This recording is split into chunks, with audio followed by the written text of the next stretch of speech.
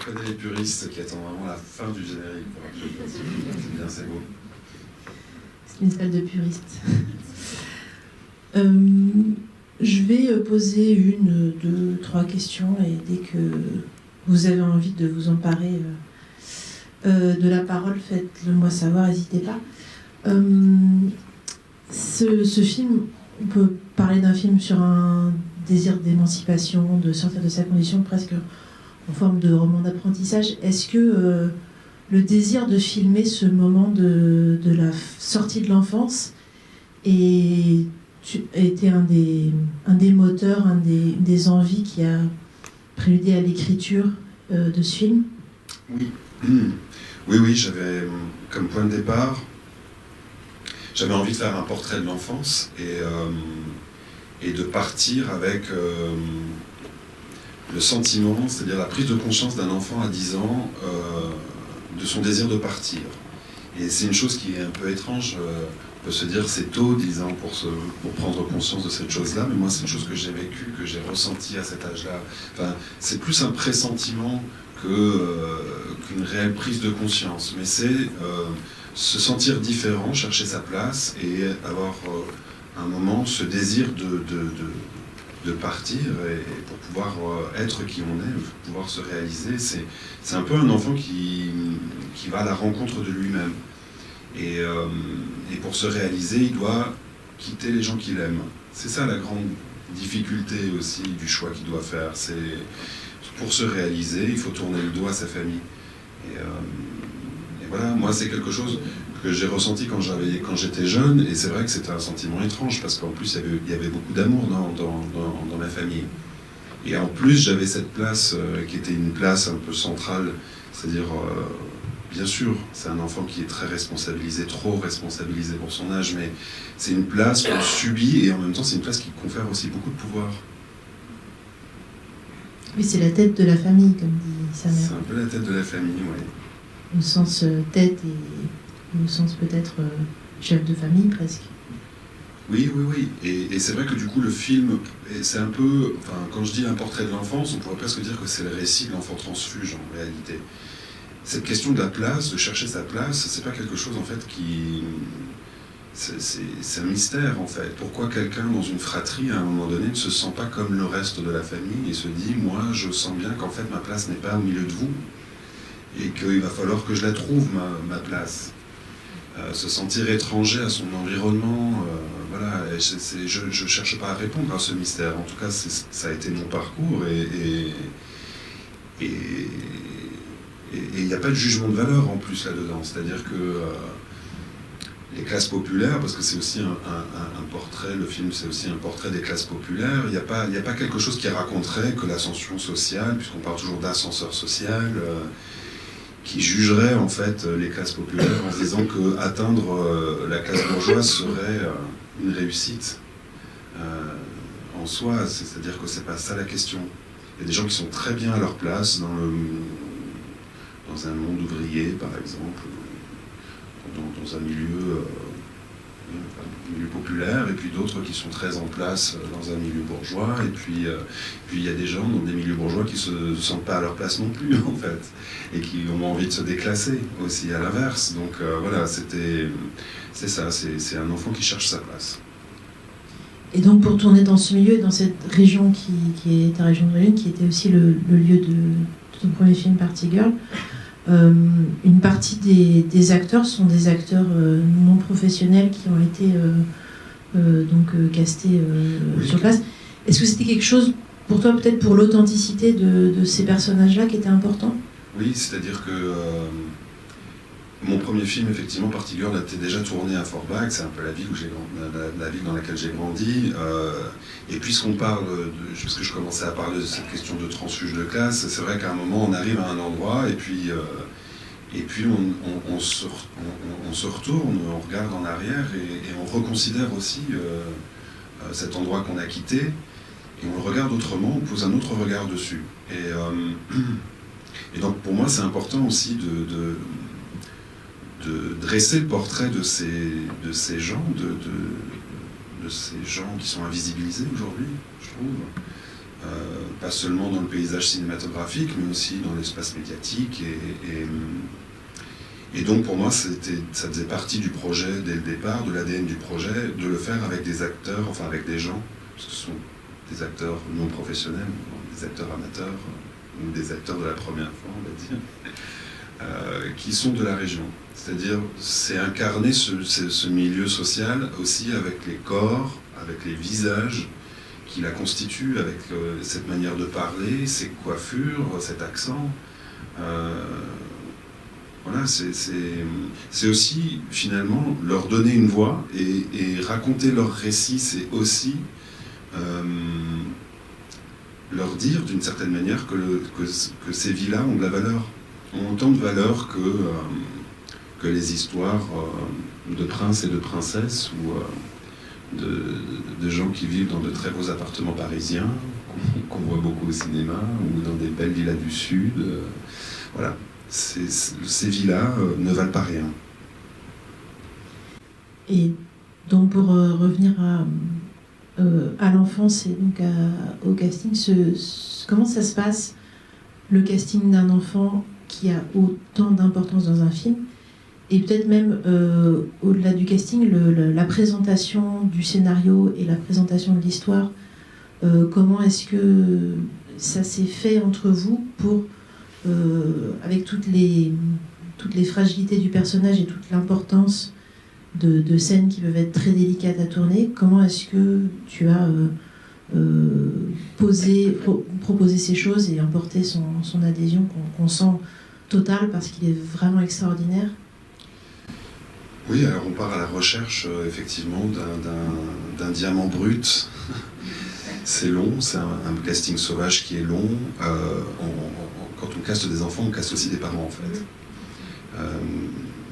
Et là particulièrement, en plus avec un parcours comme ça de personnage principal, de héros, qui est aussi complexe et où il s'agit d'aborder aussi des questions qui sont des questions pas évidentes.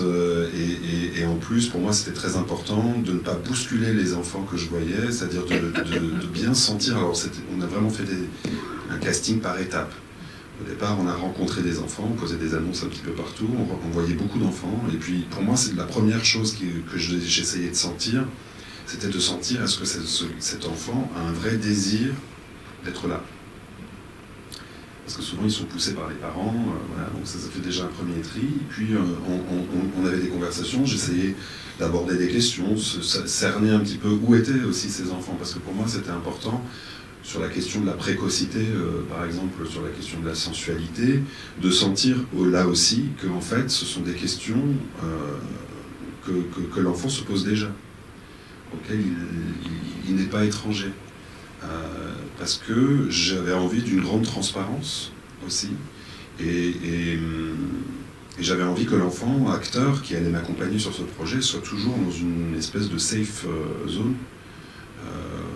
Voilà, et qu'il ne s'agissait pas de lui voler des choses, ni de le précipiter dans des choses pour lesquelles il ne serait pas prêt.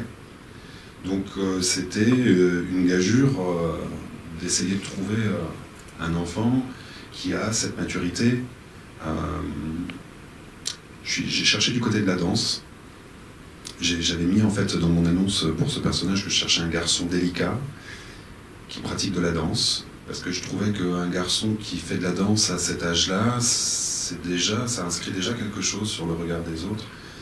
Et aussi, j'avais le sentiment qu'un garçon qui pratique de la danse, il a aussi une conscience de son corps. Et comme j'avais envie aussi que le film travaille cette question du corps, de la sensualité, je voulais pas que l'enfant soit empêché ou que ce soit une question difficile pour lui. Voilà, donc la pudeur, par exemple, Alyosha, la pudeur, se retrouver torse nu, enlever son t-shirt, tout ça, c'est assez facile pour lui. Et j'avais mis que, possiblement, il pourrait avoir les cheveux longs. C'est comme ça qu'il s'est inscrit, Alyosha. Il s'est reconnu, il s'est dit, bon, ben voilà, Eureka, c'est moi. Et il est arrivé, et dans la vie, il a une espèce de nonchalance. Il y a quelque chose où, en fait, c'est un garçon, voilà, il est assez fascinant pour ça, c'est-à-dire que c'est pas facile quand même, il faut imaginer quand on fait un casting avec des non-professionnels, ce sont des gens qui sont très étrangers à tout ce monde du cinéma. À un moment donné, ils arrivent, ils découvrent ce que c'est un casting, ils découvrent une caméra, on fait des essais, une caméra est braquée sur eux, et vous savez, quand on braque une caméra sur quelqu'un, il se passe un truc très animal en fait, on se sent en danger, on se sent un peu menacé, on sent qu'il y a quelque chose qui nous regarde, qui cherche à attraper des choses, c'est sans concession en plus une caméra, c'est-à-dire que ça voit tout, on voit tout.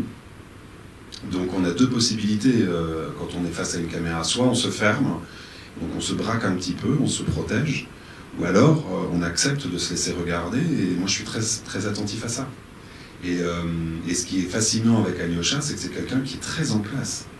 Déjà, il avait 11 ans au moment du tournage, mais déjà à 11 ans, en fait, c'était quelqu'un qui était d'une liberté et d'une... comment est-ce que je pourrais dire et presque quelque chose d'insolent aussi, c'est-à-dire dans sa manière en fait d'être là et de pas du tout craindre les adultes. Et ça me plaisait beaucoup. Ça me plaisait beaucoup. Et puis après, il y a aussi cette cinégénie incroyable, parce que voilà, ça y a après ça aussi, hein, c'est-à-dire que il y a ce visage qu'on filme, cette peau diaphane, ces longs cheveux blonds, cette apparence comme ça, un peu angélique. Et pourtant, quand il se met à jouer, il y a une force qui contraste avec son apparence. Et c'est déjà très intéressant ce qui se passe à ce moment-là. Déjà, rien que ça, en fait, on est dans une contradiction qui est intéressante. C'est un tout petit détail pendant la visite du musée Pompidou de Metz. Il y a ce moment où il regarde la flûte enchantée, donc il regarde les personnes qui regardent l'opéra, et j'ai trouvé qu'il y avait vraiment une forte ressemblance avec, je crois que ça doit être une petite fille, le personnage qu'on voit le plus dans cette ouverture. Voilà, je voudrais savoir si bon, évidemment, ça t'avait aussi frappé, mais à quel moment ça a préludé au choix de cet extrait. Alors en fait, en réalité, oui, on a choisi cet extrait, mais je ne l'ai pas choisi pour ça. Mais après, je pense que c'est aussi quelque chose qui raconte ces visages juvéniles. Cet âge où on est encore, on est très androgyne en fait. Enfin, en tout cas, on peut l'être.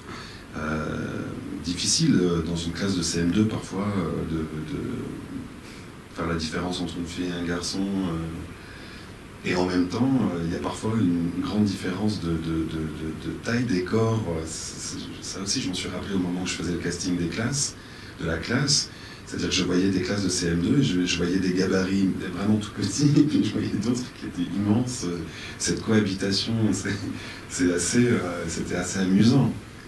Mais oui, cette œuvre de Bergman, moi je l'aime beaucoup. Parce qu'effectivement, encore une fois, on regarde les gens qu'on ne regarde pas d'habitude. Et puis, en plus, il y a quelque chose, il s'est amusé à faire un montage qui est comme ça, qui colle à la musique. Mais il y a quelque chose d'émouvant, en plus, à regarder un visage absorbé par un spectacle. C'est-à-dire que le visage devient un paysage. Et j'ai l'impression que c'est ce que je m'attache à faire aussi dans mes films. C'est-à-dire que filmer la région, en fait, filmer la Lorraine, la Moselle, j'aurais pu filmer des décors, m'attarder comme ça sur des paysages miniers. Mais en fait, j'ai l'impression que c'est à travers ces visages, à travers ces corps, en fait, que je vais la raconter, cette région aussi. Voilà, et donc il y avait quelque chose qui faisait écho à ça. Mais après, dans cette séquence de musée, moi, ce que je trouve intéressant, c'est que la question du musée, déjà, c'est un sanctuaire, c'est quand même un lieu qu'on voudrait démocratiser, mais qui ne se démocratise jamais. C'est-à-dire que les gens qui vont dans les musées, par principe, se rendent dans les musées parce qu'ils sont les seuls à se rendre dans les musées, par opposition à ceux qui n'y vont pas. Et donc, ce que je trouvais intéressant, c'était que ce garçon qu'on emmène dans ce musée, bien sûr, il y a quelque chose de la sensibilité qui est à l'œuvre quand il voit ces œuvres d'art. Mais la chose qui l'intéresse le plus, c'est de prendre Adamski en filature, c'est de le suivre. En fait, c'est lui qui le fascine. Et donc, il y a comme ça une espèce de chose qui s'additionne. Et ce moment où il filme ce visage d'Adamski qui se retourne collé à l'œuvre, enfin voilà, Je trouvais que c'est ça qui est intéressant. Qui veut poser la première question? Merci. C'est pas une question, c'est juste une observation. Je ne sais pas si vous avez vu sur Arte, il n'y a pas longtemps, il y a un documentaire qui est passé sur l'acteur qui joue Tadzio dans La mort à Venise. Et il y a une scène qui m'a bouleversée dans ce documentaire, c'est la scène où on le caste, la scène où il passe le casting. On sent qu'il est réservé, qu'il est timide, et on lui demande d'enlever son t-shirt, enfin d'enlever le haut, et il veut pas. Et il résiste vraiment, et on le force. Et c'est horrible, parce qu'on sent qu'on a fait les choses en force. Et ça a une conséquence sur toute sa vie, quoi. Je pense que tout le tournage, il l'a vécu comme ça, et après, il a encore été poursuivi par ce personnage, par la renommée que ça lui avait apporté. Il en a souffert toute sa vie. Donc le documentaire est vraiment très poignant. Et là, ce que je trouve beau dans ce que vous venez de raconter, c'est que vous avez fait tout le contraire, quoi. Quand vous dites que vous avez surtout pas voulu le forcer, que vous avez voulu lui créer une safe zone, c'est l'exact opposé de ce que j'ai vu dans ce documentaire. Et j'y ai pensé pendant votre film parce qu'il dégage quelque chose qui ressemble un petit peu à Tadzio. Absolument. Absolument, je vois très bien le documentaire dont vous parlez, et c'est vrai que je pense en fait que cette expérience de cinéma l'a complètement fêlé, fissuré en fait ce garçon.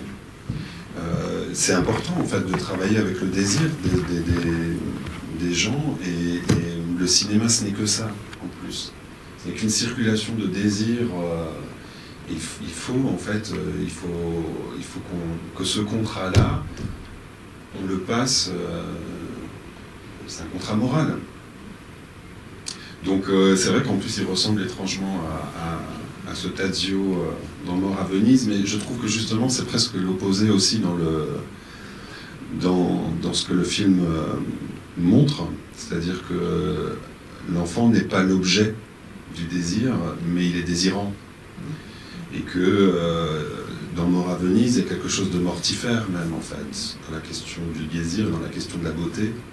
Là où en fait j'ai l'impression que dans mon film, le désir, il est l'expression en fait d'un élan vital et d'un besoin absolu de s'arracher à sa condition pour pouvoir être qui il a envie d'être. Bonsoir, moi non plus, c'est pas vraiment une question, mais je voudrais que vous nous parliez du personnage de la mère. Pour moi, c'est le personnage le plus fort, le plus terrible, parce qu'elle est résignée, elle est dans une inertie totale qui est dévastatrice pour ce que j'ai vu. Et quand son fils lui demande qu'est-ce que tu fais, il fait bah, ça se voit pas, j'essaye je fais semblant d'être morte. Et si cette approche du personnage, ça avait uniquement un rapport avec sa classe, ou si c'est parce que oui, comment dire, de ne pas croire en l'ascension sociale, et bien sûr personne n'y croit, et c'est tout à fait terrible ce personnage. J'aimerais juste que vous nous en touchiez du mot, et peut-être de l'actrice aussi. Bien sûr, bien sûr. Merci. Alors c'est vrai que le film raconte aussi comment ce garçon doit défusionner avec sa mère. Et d'ailleurs, le père est absent. Et Adamski est aussi une figure réalisée du père. Et il y a eu, dans cette espèce de triangulaire entre ces trois personnages, il y a aussi l'opposition entre deux éducations. Il y a l'école comme une institution, et puis l'autre école qui est l'école de la vie, l'école de la famille, l'école aussi d'un environnement. Et dans cet environnement, vous l'avez dit, c'est vrai, il y a une forme de résignation au déterminisme social, parce qu'en réalité, même si certaines personnes arrivent à s'extraire à leur milieu, passant par l'école, mais parfois ça peut être autre chose, ça peut être le sport, ça peut être des mariages aussi. C'est quand même extrêmement rare. Et en plus, c'est souvent extrêmement dur. Parce que même le tremplin de l'école, ça suppose, et le film s'arrête précisément à l'endroit au moment où il a pris cette décision, mais tout le travail reste à faire, en réalité. Et donc, il y a effectivement quelque chose dans les classes populaires où le mépris de classe, il est intégré. Et c'est ce qu'elle dit quand il y a cette scène où ils se confrontent quand il emmène le garçon, quand il le ramène chez lui. Et cette scène où il est confronté à la mère, et où elle lui dit ne lui mettez pas trop de choses dans la tête. Parce qu'après, il va se mettre à se raconter des histoires. C'est aussi ce qu'elle ressent quand elle sent son gamin lui échapper. Il y a quelque chose dans le regard qu'elle pose là-dessus, peut-être aussi une forme de jalousie ou d'envie. Mais ce qui est beau, c'est qu'elle est quand même généreuse parce qu'elle va le laisser partir. Et elle le comprend à un moment donné, qu'il est en train de partir. Et de la même manière, quand dans cette séquence, il lui dit, cette séquence du faux coca, quand il leur hurle dessus, ce qui est évidemment poignant dans la scène, c'est aussi qu'il ne lui répond de rien. Il n'y a pas d'escalade dans l'hystérie, il n'y a pas de... Et en fait, de ne pas répondre, c'est accepter qu'il ait raison. Et ça, c'est extrêmement, je trouve, oui, violent et émouvant, parce que quelque part, il n'a pas tort. Mais il faut quand même bien avoir en tête aussi que malgré tout, même si c'est dur, en fait, d'échapper aux déterminismes sociaux, il y a quand même quelque chose chez cette mère elle est entravée, c'est sûr, mais elle est vive, elle est intelligente. Il y a quelque chose où elle voit quand même les choses. Elle est quand même du côté de la vie. Et elle ne s'oublie pas dans son désir à elle aussi, c'est-à-dire presque une forme d'égoïsme aussi. Son besoin de faire la fête, son besoin de rencontrer des hommes, voilà, enfin... Elle fait avec ce elle fait comme elle peut, je dirais. Et c'était important pour moi aussi, comme le film questionne ce statut d'enfant, de régulièrement me dire c'est quoi ce statut en fait? Parce qu'au fond, c'est comme un jeu de rôle. On dirait les enfants ont droit à des règles, les adultes ont droit à d'autres règles. Bon, et les enfants, quand ils sont enfants, en fait, ils ne comprennent pas pourquoi ils ont des règles différentes, et généralement, ils ont envie de très vite avoir les mêmes règles que les adultes. Et moi, je me suis amusé dans l'écriture aussi à essayer de montrer à quel point il pouvait y avoir de la maturité aussi chez les enfants et de l'immaturité chez les adultes, en réalité. La question de la responsabilité qui différencie un peu, qui est propre à l'adulte, c'est peut-être presque en fait la définition d'être adulte, c'est d'être responsable. C'est pas quelque chose qui s'acquiert à 18 ans, le jour de sa majorité. Ça ne tombe pas du ciel, quoi.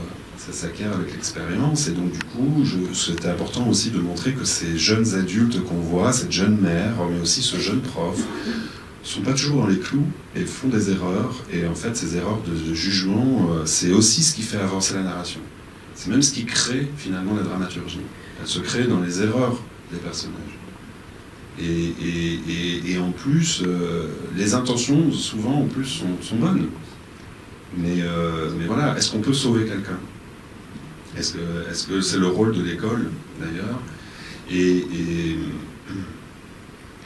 de la même manière, en fait, j'ai voulu écrire aussi ce scénario sur la base du quiproquo, c'est-à-dire que à un moment donné, donc, ce prof regarde ce garçon dont il sent qu'il a une curiosité, un appétit pour l'école, lui tend une main généreuse. Cette main va être mal interprétée, évidemment, c'est-à-dire que ce garçon va être dans la confusion de ce qu'il reçoit, mais les deux, en fait, vont mettre vachement de temps à réaliser, en fait, qu'ils ne se sont pas racontés la même histoire. Et c'était ça que je trouvais aussi intéressant, c'est-à-dire... faut imaginer qu'aujourd'hui, dans les écoles primaires particulièrement, il y a beaucoup de crispation sur toutes ces questions Rester seul avec un enfant dans une classe, c'est pas possible. Il faut toujours laisser une porte ouverte. On peut plus les accompagner dans les toilettes. Un enfant, je parle d'école primaire, hein, ils sont petits quand même. Un enfant qui se blesse dans une cour, on peut plus lui blesser le pantalon. Enfin, faut imaginer qu'il y a un climat anxiogène. Et les profs sont un peu, ils ont peur. Et les enfants, je pense, ressentent aussi ça. Donc, j'avais envie aussi de montrer que le fait de ne pas respecter, de rester dans un cadre circonscrit à l'école, de laisser finalement cet enfant entrer un peu par effraction dans l'intimité de ce prof, ben ça va avoir des conséquences et ça va se refermer un peu comme un piège. Et je me disais justement, dans cette scène où le garçon va se déclarer, qu'est-ce qui serait la pire situation pour un prof aujourd'hui?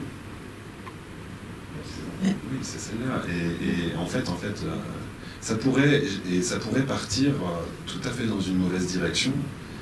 Et ce garçon pourrait aussi avoir un désir de vengeance ou pourrait se mettre à raconter des choses. Et en fait, ce prof pourrait risquer sa carrière.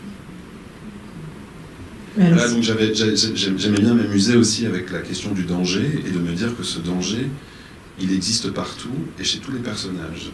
Le danger pourrait venir de la mère, le danger pourrait venir de prof, le danger pourrait venir de l'enfant. Enfin, la menace, elle existe partout en réalité.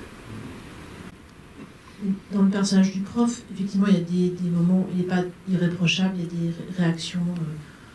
Qu'est-ce qu'on fait quand un gamin qui vient de se faire taper vient chez nous? Parce que, il aurait quand même peut-être pu faire autre chose que de le ramener gentiment chez sa mère, tout ça. Mais ce qui est très intéressant, c'est que dans cette scène-là, effectivement, la scène où l'enfant se déclare, il est là pour le coup, il est sans ambiguïté. Et c'est ça aussi qui fait que cette scène n'est pas scabreuse, que cette situation, qui est vraiment, effectivement, extrêmement tendue, ne l'est pas, n'est pas scabreuse, n'est pas... Oui. Il y a cette espèce de... Et à la fois, il a une sidération qui fait qu'il a une réaction qui n'est pas forcément nette, mais en tout cas, elle n'est pas ambiguë vis-à-vis de l'enfant. Il n'y a pas d'ambiguïté, c'est vrai.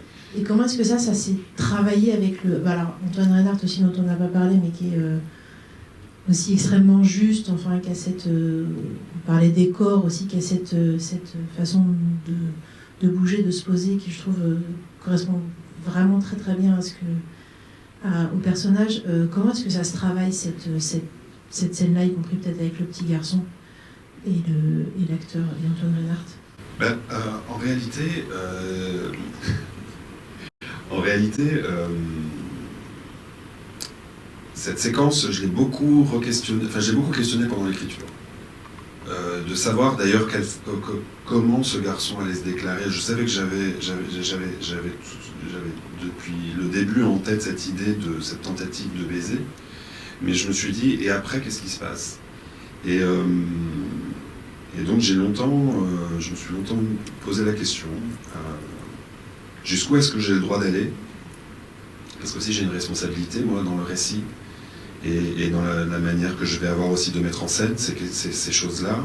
Et donc je me suis dit, j'avais pas envie non plus, si je m'arrêtais au baiser, par exemple, je serais resté uniquement dans la romance, dans l'idée de la romance que se fait ce garçon. J'avais besoin quand même de pousser un peu le curseur et de parler aussi du désir sexuel. Et donc je me suis dit comment le montrer, comment l'incarner.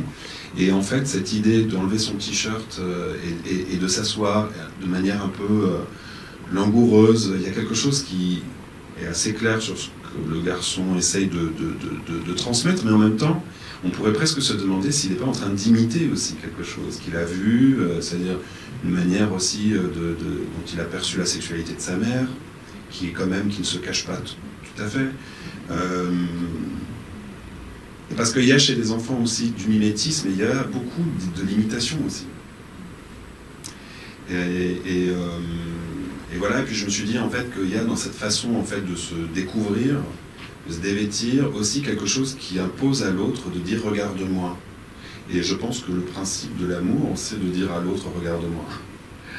On demande quand même à quelqu'un de nous voir, précisément, quand on demande d'être aimé. Et voilà. Et alors, comment on l'a travaillé? Parce que c'est vrai que c'est pas une scène facile, on l'a quand même... on en a parlé, j'avais balisé les choses, j'avais parlé de ça même au moment du casting, j'avais parlé de ça aux parents, j'en ai parlé évidemment à Alyosha. Je lui avais dit, voilà, enfin, il va y avoir quelques scènes clés comme ça, qui sont des scènes pas faciles. Je voudrais quand même que tu te poses la question, de savoir si tu as envie de le faire. Et surtout de savoir si derrière, tu vas réussir à assumer d'avoir fait ça aussi. Parce qu'à un moment, ce film va sortir dans des salles de cinéma, tes amis vont le voir, tes voisins, tes camarades de classe. Voilà, est-ce que tu réussiras à assumer ça? Faut pas que ça te mette mal à l'aise. Et donc, il a pris un temps de réflexion quand même. Et puis on s'est fait un appel sur Skype et il m'a dit non, j'ai très envie de le faire. Et puis de toute façon, je pense que c'est important aussi de défendre ces valeurs-là. Voilà. Donc il savait qu'il y avait cette scène, il savait à quel moment on allait la tourner, et puis à un moment, voilà, ce qui était le plus dur finalement dans cette séquence, parce qu'on l'a chorégraphié, c'est-à-dire que je lui dis voilà, tu viendras t'asseoir sur le canapé, il y aura cette tentative de baiser, puis à un moment tu vas te déplacer, tu viendras t'asseoir dans le fauteuil, et tout ça était assez chorégraphié, donc il savait. Par contre, ce qui était dur, comme je l'ai dit, c'était pas d'enlever son t-shirt, puisque ça, il est souvent en plus, c'est un enfant qui aime bien même... se dévêtir, enfin, parfois ça arrivait que en fin de journée, il se mettait à jeter ses vêtements au HMC, il se mettait à danser dans la loge, enfin, c'est aussi ce genre de garçon-là, quoi. Mais par contre, ce qui était dur pour lui, c'était d'embrasser. Et on comprend pourquoi, et puis d'ailleurs, c'est difficile pour les adultes, les acteurs adultes de la même manière, en réalité. C'est pas évident. C'est pas évident parce qu'en plus, c'est précisément ces endroits un peu d'impudeur, c'est-à-dire où en fait on ne peut pas tricher totalement. Voilà. Mais donc au départ, il riait pas mal, et puis à un moment, je lui ai dit allez, on essaie de se concentrer, on essaie de le faire, et puis voilà. De toute façon, c'est à peine un baiser esquissé, c'est pas du tout un baiser qui est accueilli, donc voilà. Voilà comment on a travaillé cette séquence.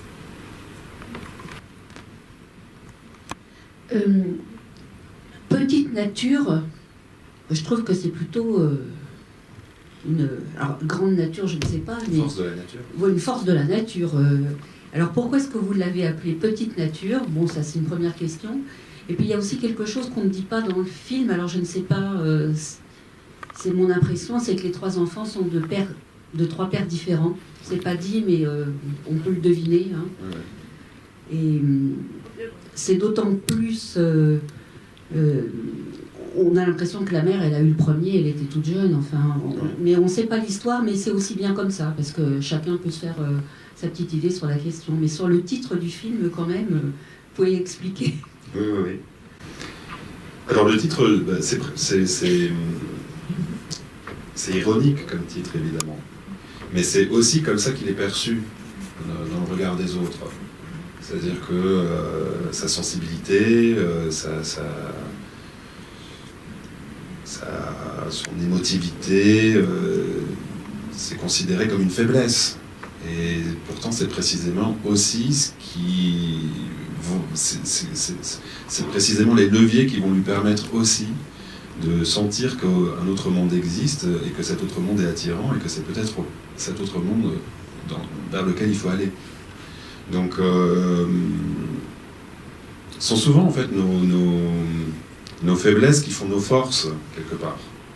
Et je trouvais que dans Petite Nature, on pouvait entendre aussi l'idée de l'enfance, quoi, quelque chose qui n'est pas encore achevé, c'est encore une petite nature, encore une grande nature. Et je trouvais qu'on entendait aussi dans Petite Nature l'idée d'un territoire qui serait trop petit. C'est-à-dire aussi d'une nature trop étroite, trop étouffante, trop petite. Voilà. Et puis je trouvais que c'était joli. Parce que même le côté... Enfin, c'est un peu péjoratif quand on dit à quelqu'un que t'es une petite nature, mais c'est quand même affectueux. C'est pas vraiment une insulte, en réalité. Oui, déjà je voulais vous dire un grand bravo parce que j'ai trouvé que c'était un film vraiment magnifique, très beau, très bouleversant, extrêmement délicat, élégant. Et je me suis demandé dans votre écriture, enfin dans le tournage plutôt, quelle était la part de l'improvisation dans toutes ces scènes qui sont extrêmement justes et extrêmement naturelles. Vous parliez de la scène du repas qui était très forte avec une énergie, on sent qu'il est presque débordé par ses émotions. On voit la scène aussi où il se promène avec la petite sœur, où ils font semblant de fumer des cigarettes. Et je me demandais qu'est-ce qui était écrit et qu'est-ce qui était improvisé sur toutes ces scènes-là. Ben, en fait, le scénario est très écrit, mais je ne le donne pas aux acteurs. J'ai dû le donner, par contre, à Antoine Reynars qui joue le prof et à Isia qui joue sa compagne, parce que voilà, sinon ils ne s'engagent pas sans avoir lu, ce qui était normal. Et puis en même temps, j'ai choisi aussi des acteurs, ces deux acteurs, pour avoir des alliés aussi, d'une certaine façon, sur le plateau. Mais les autres, je ne leur donnais pas le scénario, et ce que j'ai fait, c'est qu'une fois que j'avais casté ma famille, on a fait un temps de répétition avant le tournage. Ça a duré 3 semaines, où on faisait des exercices, on faisait des improvisations. Ils ne se connaissaient pas, donc en fait, il fallait quand même créer du lien pour aussi incarner cette famille. Il fallait qu'ils apprennent à se toucher comme dans une famille. Il fallait qu'ils apprennent aussi à se parler comme dans une famille, c'est-à-dire à s'autoriser aussi d'aller loin. Et dans les choses douces et tendres qu'on peut se dire, c'est pas facile de dire je t'aime à quelqu'un qu'on connaît pas, qui est censé jouer sa maman. C'est pas facile non plus d'insulter quelqu'un avec qui on travaille. Voilà, donc ça c'est des choses qu'on a dû travailler avec des exercices. Et donc généralement, et à la fin de ce temps de travail, je leur ai raconté l'histoire du film, avec le plus de détails possible. Mais justement, j'ai pas lu le scénario, parce que j'avais pas envie que ce soit didactique, le rapport. J'avais envie de leur raconter, pour convoquer des images plutôt dans leur tête, et qu'après ils oublient tout ça, et qu'ils viennent sur le plateau un peu vierges d'intention et de projection, parce que souvent en fait les acteurs en fait se racontent beaucoup de choses, et s'ils ne se racontent pas les bonnes choses, on passe un temps fou après au plateau à essayer de gommer ça, de nettoyer, de se dire non, pas du tout cette direction, c'est une autre direction qu'il faut prendre, voilà. Et donc il y a aussi une chose tout à fait pragmatique, c'est que je leur donne pas de texte à apprendre, parce qu'en fait ils n'ont pas ils ne sont pas habitués à cet exercice, ils n'ont pas de technique, de technicité, donc voilà, je pense que ce ne serait pas productif de faire ça. Mais donc ce qui se passe, c'est qu'ils arrivent au plateau, je leur lis généralement la séquence plusieurs fois, c'est celle qu'on va travailler, ils l'ont un peu dans l'oreille, et puis je leur parle bien des enjeux, du conflit de la scène et de ce que chacun cherche dans la scène, et puis on se met à improviser. Et puis petit à petit, et pendant les prises je leur parle, donc je peux aussi corriger. C'est-à-dire quand tout à coup, tout de suite, quand ça part sur des mauvais rails ou qu'ils disent des choses, je leur dis non, ça c'est pas intéressant, allons plutôt dans cette direction. Donc il y a quelque chose où je les accompagne toujours. Ils sont pas, je les lance pas comme ça dans le vide. Je suis avec eux, je les accompagne. Donc ils savent qu'ils peuvent se reposer aussi sur moi. Et puis quand je veux des répliques bien précises, je leur demande de les dire avec vraiment de la précision. Et c'est-à-dire que c'est facile aussi, ça a l'air comme ça d'être un exercice laborieux, mais en fait ça devient c'est très plaisant en fait à faire. C'est-à-dire qu'ils improvisent. Quand je leur parle, au début, évidemment, quand on fait ces exercices, ce temps de préparation, ils s'arrêtent, ils se retournent vers moi, ils disent quoi? Et puis je leur dis non, il ne faut surtout pas s'arrêter. Il ne faut pas me regarder. Vous êtes en train de jouer, juste je suis une voix, je vous parle, je vous donne des informations, vous travaillez avec ces informations. Et donc il y a quelque chose où en fait ils sont dans le jeu, mais ils sont aussi un peu dans l'exercice du jeu. Et je pense que c'est ça le bon endroit du jeu en réalité. Les acteurs, quand ils jouent, ils ont toujours un pied dans la fiction et puis un pied dans la fabrication. Donc il faut conduire en fait, il faut avoir une conscience de ce qu'on fait. C'est ça qui est intéressant. Donc il y a des séquences où l'improvisation pouvait jouer toute seule, quoi. Je pense par exemple à la séquence où notamment la petite, elle a vraiment une fonction assez ludique dans le film. C'est vraiment un duo assez attachant donc on s'est beaucoup amusé. Il y a beaucoup de scènes qu'on a couplées d'ailleurs, mais qui étaient vraiment extrêmement drôles. Et donc par exemple, la séquence où il doit l'habiller le matin pour la rentrée, bon bah là, j'aurais juste dit, ok, c'est la rentrée, vous êtes pressé, vous êtes déjà un peu en retard, tu dois habiller ta sœur, et je disais à Jade, tu fais tout ce que tu veux, mais il ne doit pas réussir à t'habiller. Tu peux monter sur les meubles, tu peux faire ce que tu veux. Et ça l'a beaucoup amusé, la petite. Et Alyosha aussi d'ailleurs. Voilà. Et donc après, ils improvisent, et puis quand on refait les prises, je leur dis, ça c'était marrant ce que tu as dit, ça tu peux le garder, mais voilà, si tu sens que tu as envie de le dire, tu le redis, si tu sens que tu n'as pas envie, tu le dis pas. Après, sur la séquence des cigarettes, par exemple, c'était un jeu, ils ont vachement aimé l'idée du jeu, mais il y avait beaucoup de répliques auxquelles je tenais, et donc j'avais besoin qu'ils parlent des marques de cigarettes, tout ça, et puis je leur ai dit, j'ai surtout dit à la petite, je dis, il faut que tu racontes qu'à un moment donné, ton mari, il est parti, et donc je lui ai un peu raconté ce qu'il fallait qu'elle dise, mais elle l'a joué, quoi, elle l'a joué comme si elle l'inventait, quoi. Non, j'ai 3 plans, ouais. J'ai un plan large et puis j'ai 2 plans sur chacun.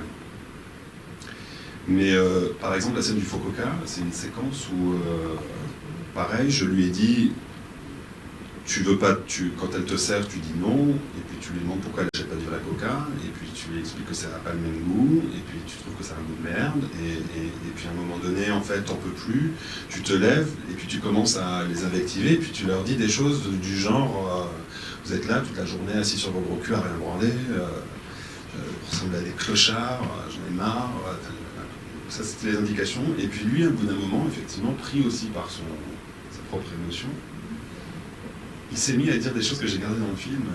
Cette phrase qu'il dit, que moi j'adore, où il dit vous attendez quoi? Vous attendez que la fin du monde arrive, mais elle n'arrivera pas à la fin du monde.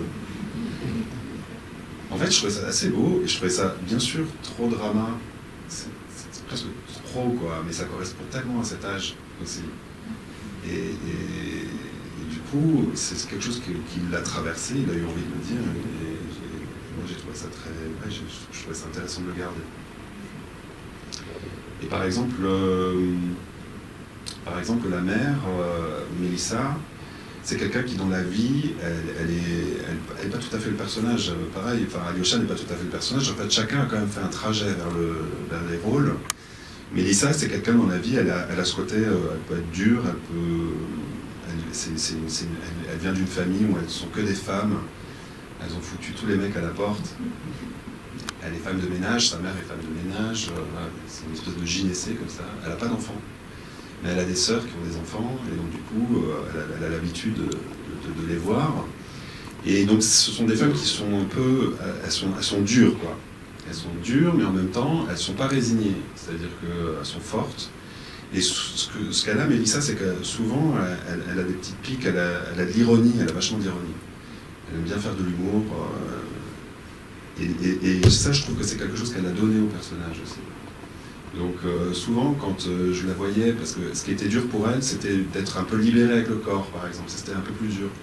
Donc j'ai beaucoup travaillé aussi sur le costume avec elle, c'est-à-dire justement d'essayer de le raconter avec le costume pour qu'elle n'ait pas à le jouer.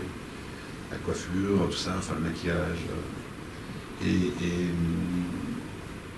Et donc des fois, quand elle était un peu, quand je la sentais un petit peu enfermée, je lui disais, mais fais de l'humour, quoi, vas-y, si t'as envie, de le casser, ou si t'as envie de faire une blague, vas-y, quoi. Et ça marchait généralement. Donc il y a plein de petits moments comme ça, c'est des petites phrases, mais mine de rien, je trouve que ça lui donne vachement d'intelligence. Et oui, voilà, sinon, quand même, la plupart du temps, ils respectaient, même s'ils improvisaient, ils respectaient quand même un peu le canevas de la scène. Après, il y a les séquences de classe, par exemple, les séquences de classe, Antoine, la première séquence, on a pas mal respecté le texte, c'est-à-dire le fait qu'il s'introduit de cette manière-là, qu'il leur demande comment ils se projettent dans 20 ans. J'avais même des phrases, sur certains enfants, je leur ai dit, toi ton rêve plus tard, c'est il faut que tu dises que tu voudrais être policière à Dubaï. Et des choses comme ça auxquelles je tenais, parce que je trouvais que ça racontait aussi ce dont ces gamins sont abreuvés toute la journée dans la télé-réalité. voilà. Et après, il y avait des séquences de classe où Antoine improvisait, il faisait cours en fait, pour de vrai. C'est-à-dire que la séquence par exemple des capitales européennes, c'est une séquence où voilà, je lui ai dit, Antoine, je lui ai dit voilà, on fera un cours sur les capitales, donc si tu as envie de bosser, voilà, prépare ton cours. Mais parce que ce qui est très drôle avec les enfants aussi, c'est que donc, la plupart des enfants de la classe sont des enfants qui étaient vraiment au CN2 dans cette école-là, en plus, sont vraiment des enfants que j'ai castés dans l'école. Donc tout à coup, ils se retrouvaient à jouer une fiction où ils sont élèves dans cette école dans laquelle ils sont vraiment élèves. Et donc quand tout à coup on leur dit voilà c'est votre prof, en quelques minutes ça devient vraiment leur prof. Et quand on leur dit ben voilà vous allez faire un cours sur les capitales européennes, ils sont vraiment là en train d'essayer de répondre. C'était assez savoureux ça. Et donc là Antoine a vraiment géré son cours. Et donc on a des petites pépites qui sortent comme ça sur capitale de l'Allemagne, Saarbrück, Sarreguemines. C'est vraiment des réponses qu'ils ont données pour de vrai, quoi. Et c'est amusant parce que ce que ça raconte aussi, c'est que voilà, pour eux, le monde s'arrête à Saarbrück et à Sarreguemines. Ce sont des enfants qui ne se déplacent pas beaucoup, en fait. C'est déjà un luxe de pouvoir voyager. J'aurais aimé que vous parliez un peu de la place que vous avez donnée à la religion, notamment catholique, dans votre film. Voilà. Alors, moi, je tenais à la religion parce que d'abord, moi, j'ai eu un enseignement religieux. C'est bête, hein. On est fidèles comme ça, on a des espèces de fétichisme avec son histoire. Mais moi ma famille est très religieuse et moi, on m'a demandé de faire le baptême, la communion, la confirmation. Confirmation, c'est 15 ans, donc enfin, c'est assez tard, quoi. Mais voilà, on est obligé de passer par là. Mais surtout, je me disais, en fait, la communion, on l'a fait à 10 ans. Et comme mon personnage avait 10 ans, je me suis dit, qu'est-ce qu'on vit à 10 ans? Et donc, oui, la communion, c'est quand même un événement. Et surtout, je me disais, puisqu'on parle de l'enfance, pour moi, l'enfance, j'avais besoin aussi de montrer à quel point l'enfance, c'était aussi un moment qui est aussi empreint beaucoup de gravité. Et que ce qu'on traverse à ces âges-là, ça peut être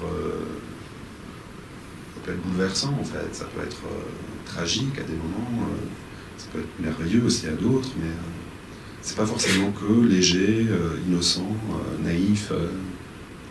Et donc sur la question de la religion, je me suis dit, c'est quoi croire? C'est quoi avoir la foi? C'est quoi Dieu en fait? C'est quoi croire en Dieu? Il y a peut-être des enfants qui croient sans réfléchir. Mais je me suis dit, s'il se pose la question, qu'est-ce que c'est Dieu? Et sa mère, elle lui répond avec ses propres mots. Ça, par exemple, c'est la définition qu'elle donne de Dieu, c'est sa définition à elle. Et elle le dit avec ses mots, elle lui dit, en gros, Dieu, c'est l'amour. Et c'est précisément ce qu'il va éprouver, il va faire l'expérience de l'amour, donc de Dieu. Et puis je trouvais aussi que cette séquence alors aussi, ce qu'il faut savoir, c'est que en Lorraine, en Alsace et en Lorraine, il y a ce qu'on appelle le concordat, et donc l'enseignement religieux est obligatoire à l'école publique. C'est une spécificité de la région. Et c'est un héritage des Allemands. En fait, au moment où ces deux régions étaient annexées par les Allemands, donc voilà, il y a eu ces choses-là, et c'est resté. Par exemple, il y a d'autres régimes un peu spéciaux là-bas, par exemple la sécurité sociale, eux ils ont un régime local à 90%, ils sont remboursés à 90%. Là où en France on est remboursé à 70%. Ils fêtent la Saint-Nicolas par exemple, c'est un jour férié chez eux. Voilà, il y a comme ça plein de choses qui sont des germanismes en fait, des cultures allemandes qui restaient. Et donc j'avais aussi envie de parler de ça. Et puis je trouve que en plus dans cette scène de communion à la fin, déjà, ça me permettait d'avoir une fête, quelque chose d'un peu aussi où on sent que sa famille, c'est important aussi de le mettre en scène là-dedans, quoi. C'est-à-dire de faire l'effort, de lui donner une fête pour lui, à un moment où lui est déjà plus avec eux. Donc ce contraste aussi, où lui il se sent très isolé, quand tout à coup on le porte et qu'on le célèbre, je trouvais ça beau aussi de montrer qu'en fait ils sont là, quoi. Enfin, ils le voient, ils l'aiment. Et ça rend sa solitude presque plus grande et plus poignante. Voilà, donc c'était un peu tout ça, la place de la religion. La scène de communion, elle permet aussi un genre de retour à la normale avec l'instituteur. C'est-à-dire que ça permet une ellipse aussi, parce que oui, tout à coup on est dans le dernier chapitre, et puis les communions généralement ça a lieu en mai. Donc c'est bientôt les vacances, la fin d'année, quoi, ouais, quasiment. Et puis effectivement, je trouve que le fait que Adamski vienne aussi, au départ on pense que c'est que pour lui, mais après on découvre qu'il y a aussi ses camarades de classe, voilà, et puis c'est un moment d'apaisement. Quelque chose en fait où... Ce que je trouvais intéressant, parce que vous parliez tout à l'heure de la réaction du prof au moment où il est paniqué par la situation, aussi, quand le gamin se déclare. En fait, il panique et donc la peur le rend lâche aussi. Et puis aussi, ils n'ont pas les mots.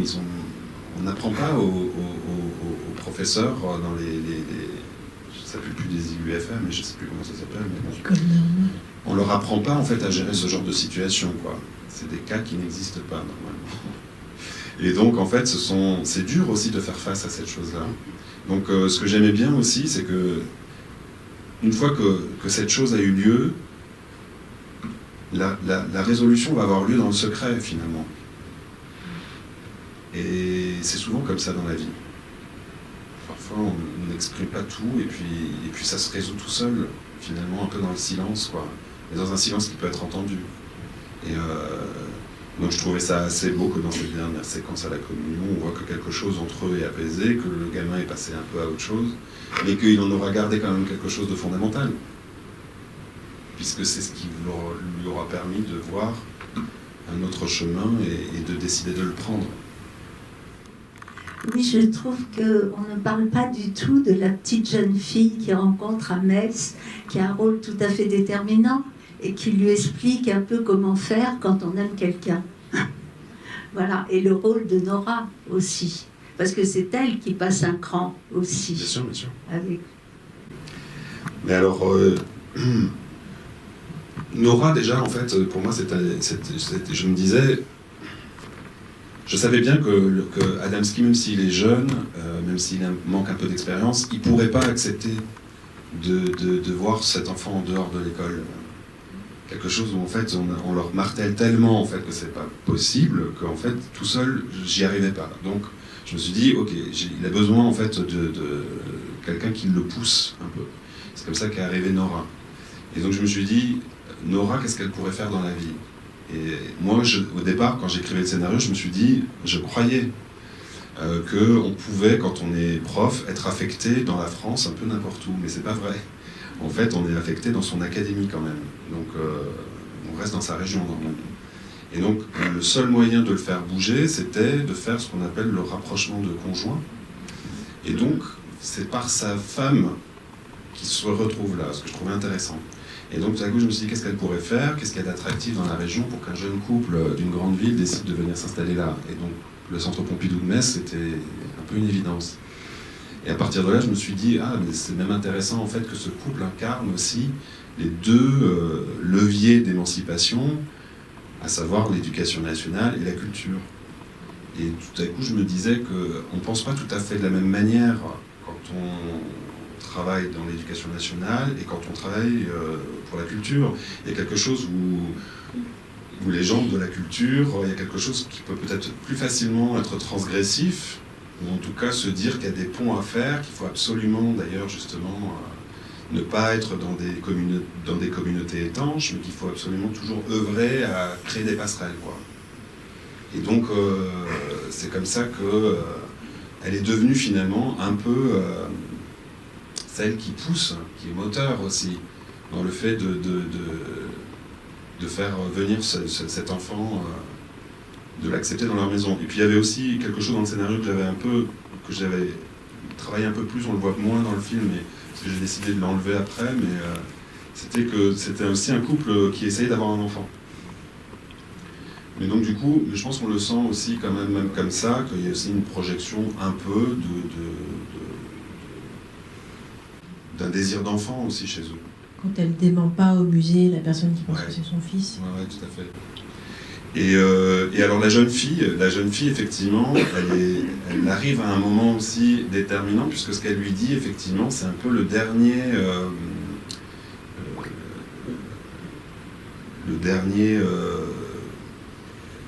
verrou qu'elle fait sauter en lui disant qu'il faut se déclarer. Au contraire. Qu'il ne fallait pas rester secret, qu'il fallait au contraire y aller. Et d'ailleurs, quand je vous disais le quiproquo, quand je l'ai écrit, en fait, il y a plusieurs étapes dans la romance telle que l'enfant se la raconte. Il y a le moment de l'effraction, le moment où il attire l'attention, le moment où il arrive dans la maison, il y a le moment du cadeau, quand il reçoit le livre, il y a le moment de l'invitation, il y a le moment du dîner, et puis à partir de là, voilà, passer ce dîner qui correspond un peu au rendez-vous amoureux. Il y a cette jeune fille qui lui dit il faut y aller là. Et ce qui était beau aussi dans cette séquence, c'est que je me disais, ça raconte aussi un truc de cette génération où en fait la question de la sexualité, de l'identité sexuelle, c'est pas une question en fait. C'est pas un sujet. Et ça c'est vrai, j'y crois vachement, c'est-à-dire je le vois et il y a quelque chose d'un peu fluide, même Alyosha, quand il en parle sur la question de la possible homosexualité de ce personnage, il trouve ça important, que ce soit facile, que ce ne soit plus un problème en fait. C'est d'ailleurs pas un sujet dans le film non plus. Ce n'est pas un sujet dans le film non plus. Ouais, tout à fait. Bien, merci infiniment, Samuel Dess, pour ce film, pour cette générosité. Merci de votre présence. Merci à Advitam qui distribue le film et qui nous a permis d'organiser cette rencontre. Merci à l'association Rancaro Méliès, l'association de spectateurs du cinéma, qui était partenaire de cette rencontre aussi. Le film est sorti hier. Caroline Beaumarchand, ma productrice. Ah, merci, oui, pardon. Caroline Beaumarchand, productrice du film. Bravo. Et très bonne soirée à tous et à toutes. Merci.